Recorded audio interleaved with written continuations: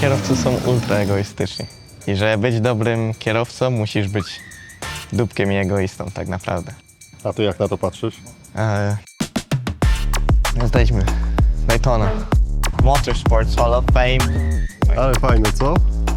Jeden z najlepszych zachowanych egzemplarzy. Jest ważną częścią mojej kariery. Moim pierwszym mentorem. Ale mi się to podoba najbardziej. Twoje zdjęcie tu kiedyś zawiśnie. Powinno, no.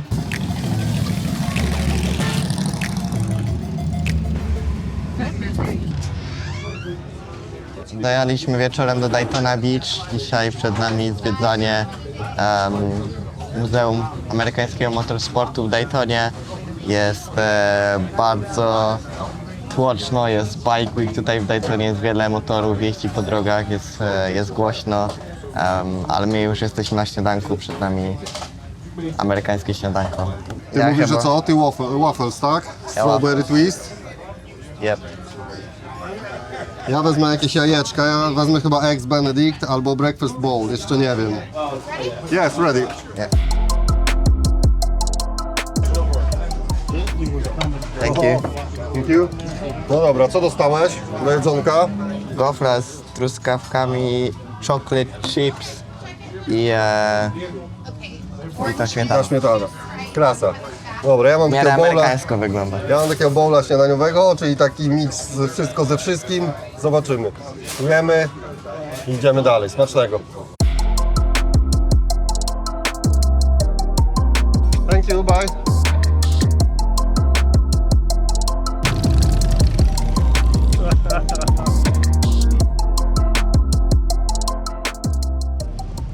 Dobra, jesteśmy na Daytonie, jesteśmy przed Muzeum Hall of Fame, Motorsports Hall of Fame. Byłem tutaj na tym torze niecały miesiąc temu na wyścigu 24 godziny Daytona. Było super, świetny vibe tego wyścigu, naprawdę fajnie to wspominam. Niestety nie udało się odwiedzić tego muzeum, ale jak jesteśmy na Florydzie, nie mogłem sobie tego odpuścić, więc dzisiaj będzie trochę zwiedzania, ale fajnie tutaj wrócić.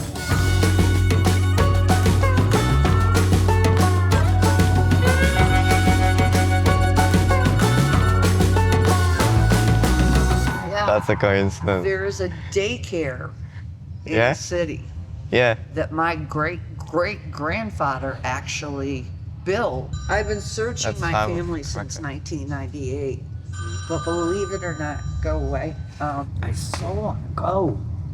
I hear it's very safe, Yes, very it is. clean there.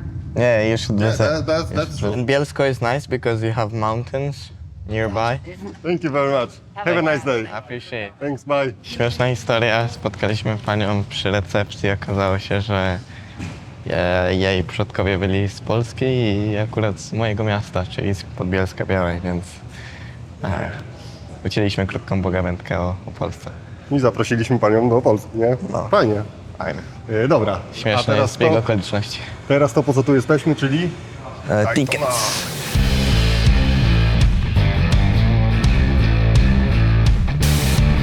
No dobra, to co? Jesteśmy. Jesteśmy. Daytona.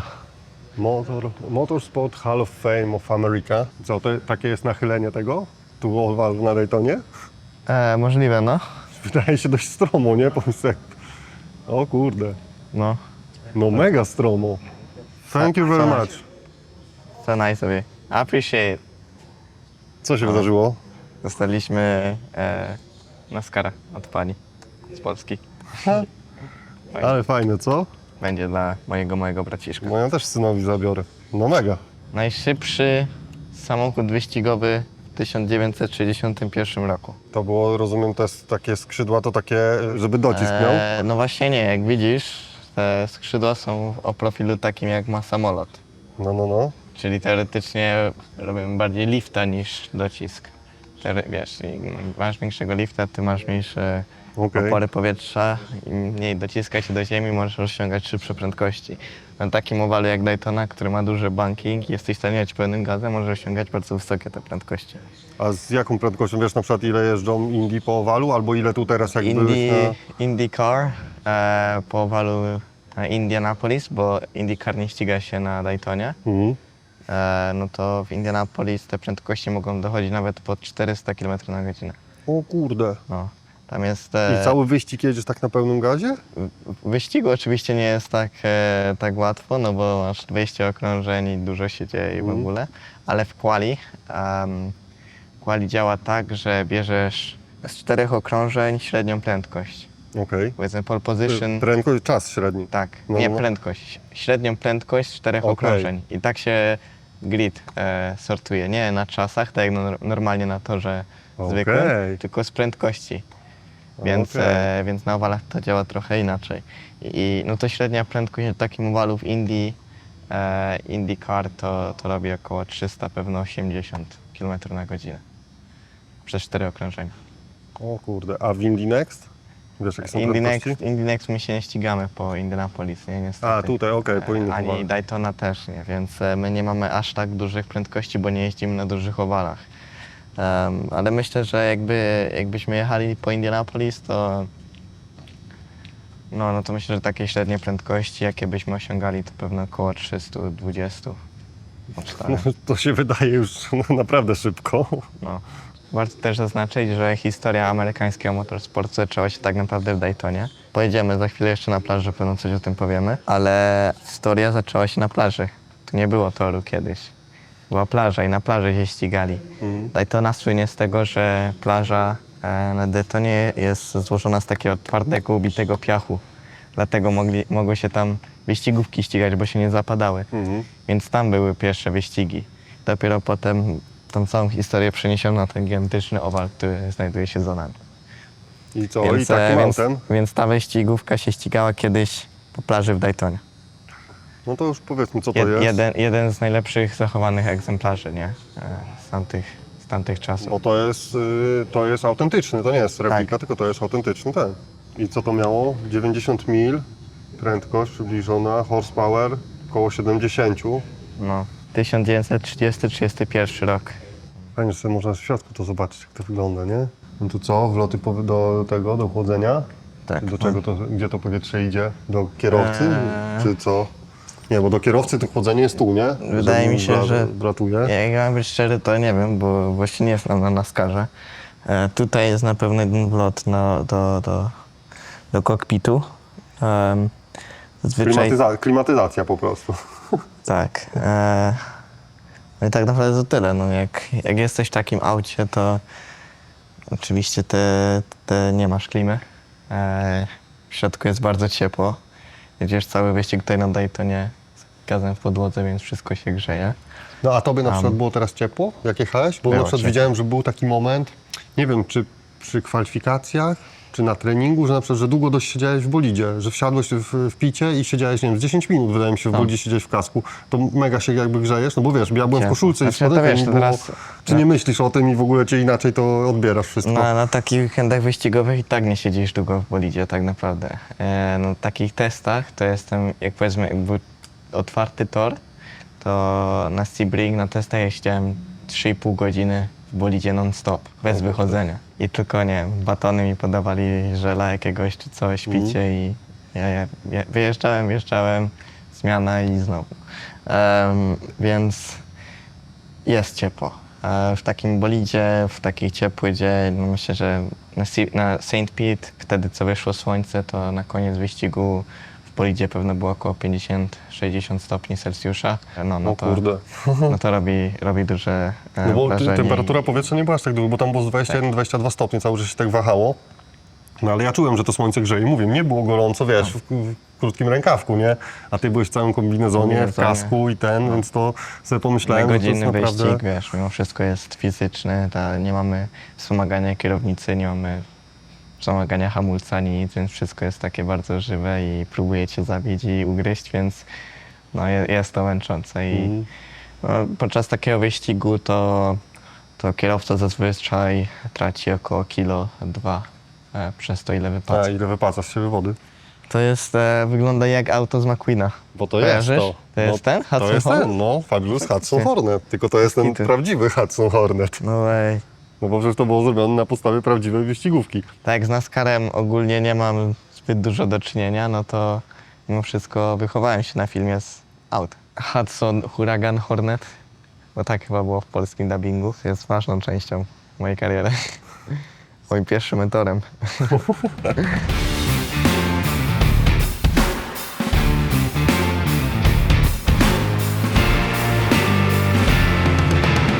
No, ale mi się to podoba najbardziej. Które? No i IndyCar.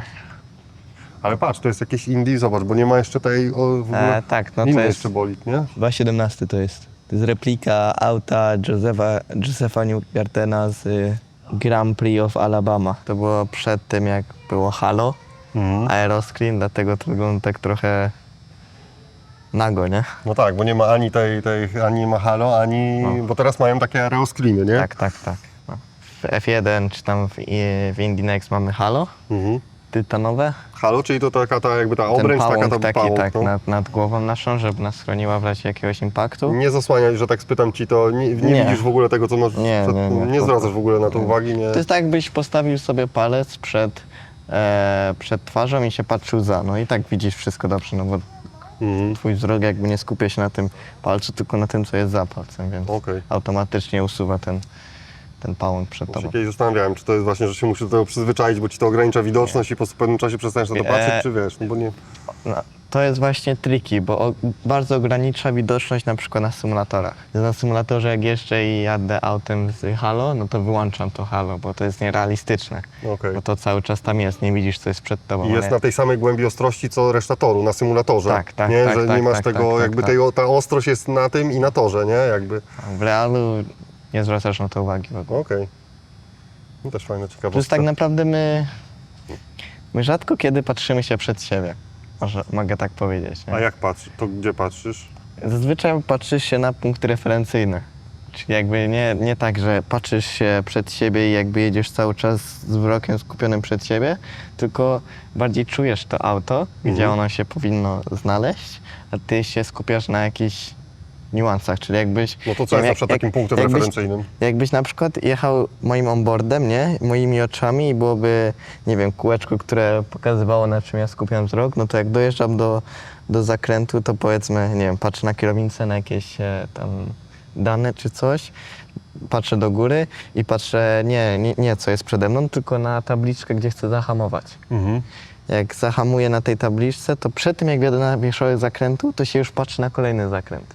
Rozumiesz? Okej, że to jest w ten sposób. Czyli to jakby nie jest sobie... tak, że się patrzę przed siebie cały czas, tylko to są punkty, niuanse, które ja sobie obieram, których chcę się znaleźć. A to, gdzie ja się znajduję, to jest tylko i wyłącznie czucie bolidu, czucie toru.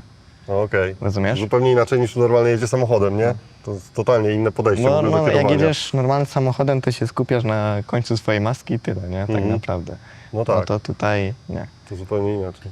No. Fajna ciekawostka też. IndyCar w tamtych czasach wyglądał tak, teraz znowu trochę wygląda inaczej, nie? Już nie ma Wydaje mi się, jakichś że to jest w takich... ogóle większe, nie? Że ten bolid jest większy od tych, no jak teraz Obecnych? Nie. Tak. Nie? To jest dokładnie to samo chassis, co w obecnych w ogóle. Naprawdę? Tak, to jest ciekawe, ale samo chassis monocoque. Monocoque zaczyna się od przedniego skrzydła, tu, które, gdzie tak, się odczepia, tak? gdzie można zdjąć do końca wlotu jakby powietrza, nie? I potem jest blok silnika i te wszystkie sidepody są doczepiane. Teoretycznie mogliby wziąć to chassis, przerobić je tak, żeby dołożyć aeroscreen i to auto mogłoby wyjechać i się ścigać. I to jest też ciekawe, nie? Że mimo, że auto jest tak naprawdę niezmienne przez tyle lat, to za każdym razem, kiedy wyjeżdżasz na tor, to nie ma czegoś takiego, że zespół ma gotową tabelkę z setupem i wie, że dobra, ten weekend będziemy używali ten setup, bo 2 lata temu z tym setupem wygraliśmy, nie? W tym roku na przykład mamy nową skrzynię biegów. Cała seria ma nową skrzynię biegów, więc to jest kolejny aspekt. Ta skrzynia jest trochę lżejsza, A skrzynie też powiedzmy. wszyscy macie takie same, tak? Tak. Ta skrzynia jest lżejsza, ale ma A to jest to inne jakaś przyczepy. sekwencja ilobiegowa? 6-biegowa. 6-biegowa sekwencja. A masz wsteczny w tym samochodzie? Tak. Okej. Skrzynia jest lżejsza, ale jest też zrobiona z materiałów, które się trochę bardziej ruszają.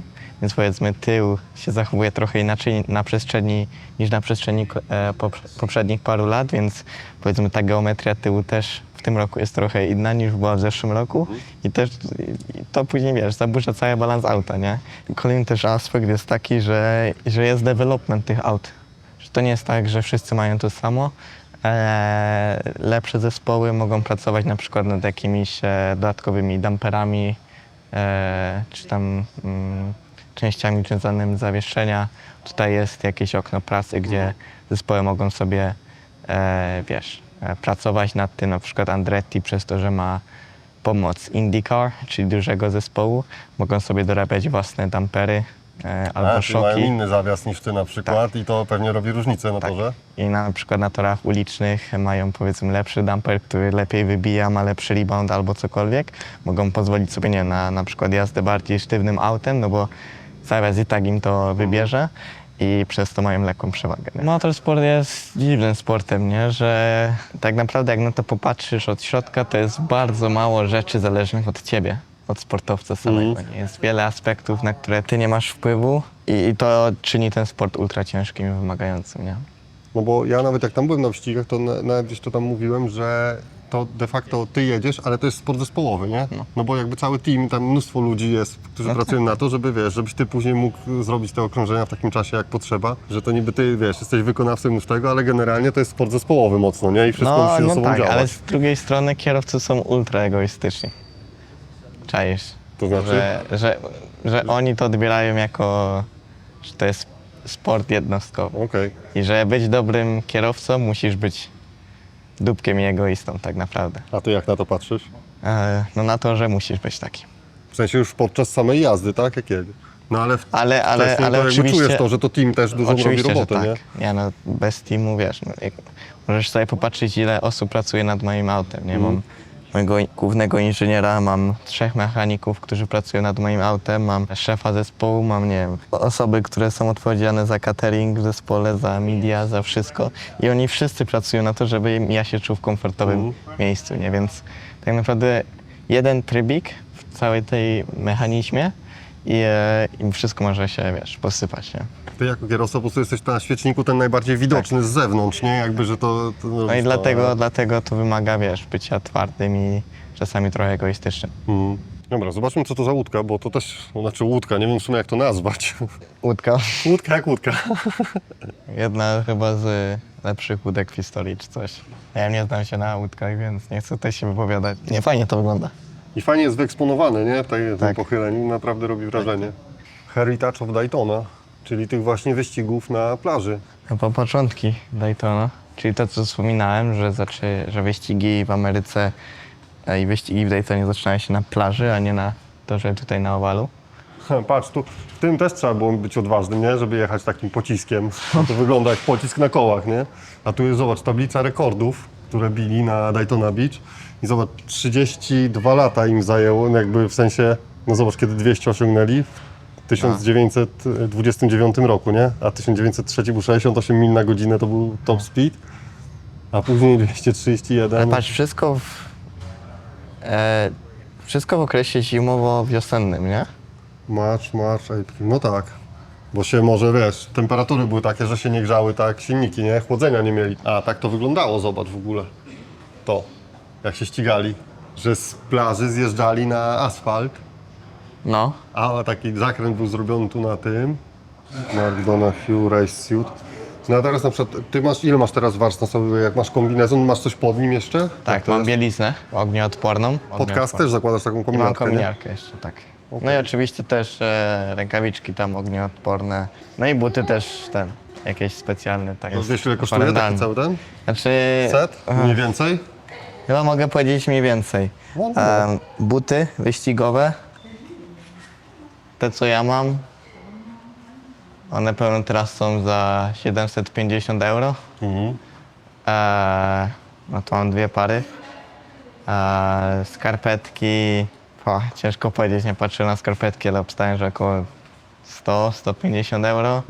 Zestaw tutaj, wiesz, to jest customowe, nie? Ze sponsorami i tak dalej, więc pewno dodatkowo jeszcze płatne. Ta bielizna, no to nie wiem, z 500 euro. Kombinezon 2 koła euro. I ile masz kombinezonów? Masz jeden czy więcej? 2. Dwa masz kombinezonów.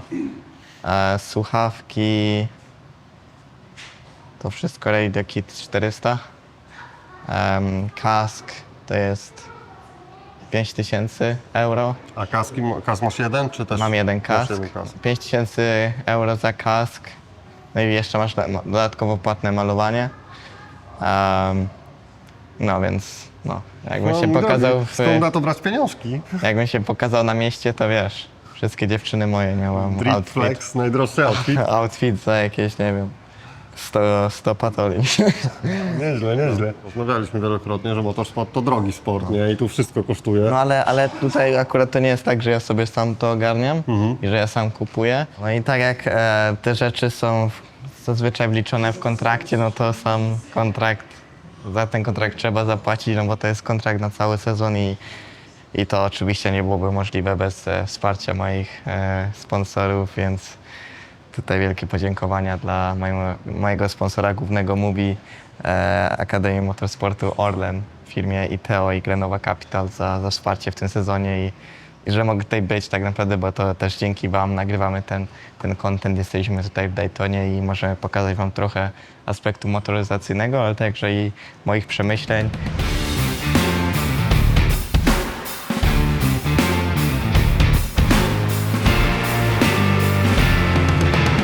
To ciężkie w sumie, nie wiem z czego to jest zrobione, ale No, ale wiesz jak to zazwyczaj działa? Że podobnie w sumie jest często z takimi dużymi pucharami normalnie z wyścigów, że takie puchary nie dostajesz ty, tylko to jest jeden puchar, masz z nim zdjęcie i Okej. później oddajesz. to jest przechodni później. kolejny. I ty dostajesz powiedzmy replikę. Taką Okej. replikę malutką albo jakiś Chcę nawet postawić inny. w swoim Hall of Fame w Tak, domu. tak. A masz w domu jakąś taką gablotkę, wystawkę swoich trofeów? Mam. Najfajniejsze puchary tak naprawdę były ze czasów kartingu. Jak jeździłem w kartingu i na takim topowym poziomie i zdobywałem podia i w ogóle, to tam były fajne puchary. To mam taką gablotę z takimi najlepszymi moimi ulubionymi pucharami, no to robi fajne wrażenie i często jak przyjeżdżają moi koledzy czy znajomi, no to takie o kurde, O. fajnie. A tutaj tu jest właśnie fajnie pokazany system HANS, czyli Head and Neck Support. A kiedy to weszło? Widać w ogóle, kiedy to zaczęli używać? No to To weszło tak naprawdę po wypadku Ayrtona Senny. po tym, w którym zginął, tak? Tak. Okej. I po tym naprawdę zaczęto myśleć nad jakimiś systemami. Czyli co, to był 94 rok? On zginął? Tak? Chyba 94. nie? Senna i Earnhardt byli na pewno takimi punktami zwrotnymi, że dobra, trzeba coś zmienić, bo nie możemy sobie pozwolić na więcej takich błędów. I to jest tak, że zakładasz to tu masz z tyłu jakby tak, że to Tak. masz z tyłu za głową, tu za karkiem. Tak, i masz spinki tutaj takie specjalne, te No. metalowe i w kasku masz takie śrubki. Po prostu wpinasz to do kasku, więc ten sznureczek Okej. trzyma ci jakby kask z Hansem. A przez to idą tu pasy? Idą po Tak, tych idą na takich- górę. Okej. Tutaj z góry idą pasy, więc trzymają cię mocno do siedzenia, więc nie możesz po prostu, nie jesteś w stanie bardziej niż tyle iść do przodu z boku. Słuchaj, a tu są co, zwycięzcy? Rozumiem, że pracujesz mocno nad tym, żeby się dostać na tą tablicę. No a tu mamy co? Motorsport Hall of Fame amerykański, czyli najlepsi kierowcy amerykańscy, bo ścigający się w Ameryce. Ale nie tylko, bo są tutaj też ikony IndyCar, na przykład Helio Castroneves, który jest Brazylijczykiem, 4-krotny zwycięzca Indy 500, jest Scott Dixon, czyli też zwycięzca Indy 500, chyba 6-krotny zwycięzca serii IndyCar. Jest Nicky Hayden, czyli kierowca MotoGP, więc tutaj jakby Czyli wszystkiego pokroju, nie? Trochę. jest John szansa, Surtees, jest Rosberg szansa, jeden. że twoje zdjęcie tu kiedyś zawiśnie. Powinno, no. Nie byłoby źle, co? Przy dobrych wiatrach, tak. No. To nie wszystko w tym odcinku. Teraz jedziemy na Daytona Beach.